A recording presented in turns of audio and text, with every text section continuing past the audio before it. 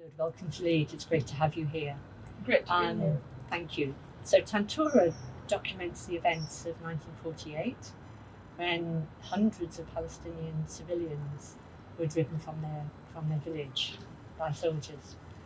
And I know that this resonates strongly with your own family story. And I wondered if you'd like to tell us about that. That's true. The story of Tantura is one site that kind of is replicated elsewhere within historic Palestine in 1948. About more than 370 villages were ethnically cleansed by force, where Palestinians used to live for generations in those places. And my family is one of hundreds of thousands of those families that were forced to leave their homeland because of the Nakba. We call it the Nakba, the catastrophe, of course, because it is a catastrophe for the Palestinians. My family lived in a village called Ajur for many generations. They were farmers, they owned a lot of land, and for them that was their honor and their everyday survival mechanism. And when 1948 happened, it was something that they never thought would happen, because they refused to leave their land initially and they never sold their land. But when the militias came and shot at the village, they had to flee. My mother and her mother and other children and women from the village ran away, whilst the men stayed and fought for a while. But again, they were farmers and they had no weapons fighting against these militias that were well trained, let's say. And they left. They ended up in what is today Aida refugee camp, one of many refugee camps in the West Bank. They're still within historic Palestine, so they have a lot of hope that they will return one day. Ajur, our original village, is a few kilometers away, but unfortunately there are checkpoints. Of course, there are army that would not allow anybody to return.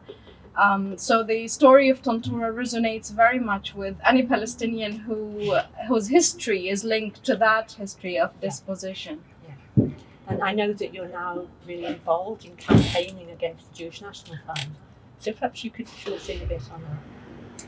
Yeah, so the story goes that a lot of the villages that were ethnically cleansed in 1948 were turned in one way or another into parks or natural reserves, let's call them, under what is called the Jewish National Fund, the JNF.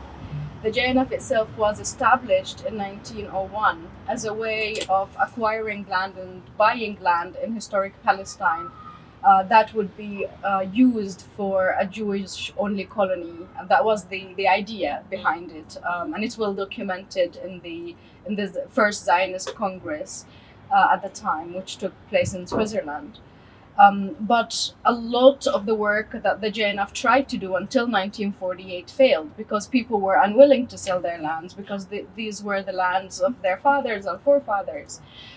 So after the militias drove people and forced people to leave in 1948, the newly established state sold, let's say, the land. No one knows what was the price. No one knows what was the deal between the newly established government and the Jewish National Fund. But they bought the lands of many of the villages that were ethnically cleansed.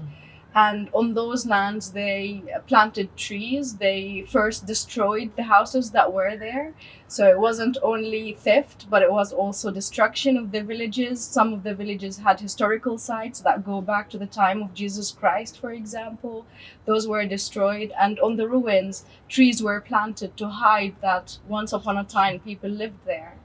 And because of that, because we don't believe in that false history and we believe that we have the right to return, myself and also people, refugees in Palestine, but also supporters of the rights of Palestinians in the United Kingdom, started campaigning against the JNF, because one of the villages affected by this process is my village, and along with 6 other villages, on top of these villages was established what is today known as the British Park, or the Great Britain Park.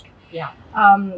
To kind of reference the role of the United Kingdom in that process of colonization, but also the hundreds of people who believed in this kind of mission of environmentalism that the JNF portrays itself, and they donate to that organization, which is registered in this country as a charity.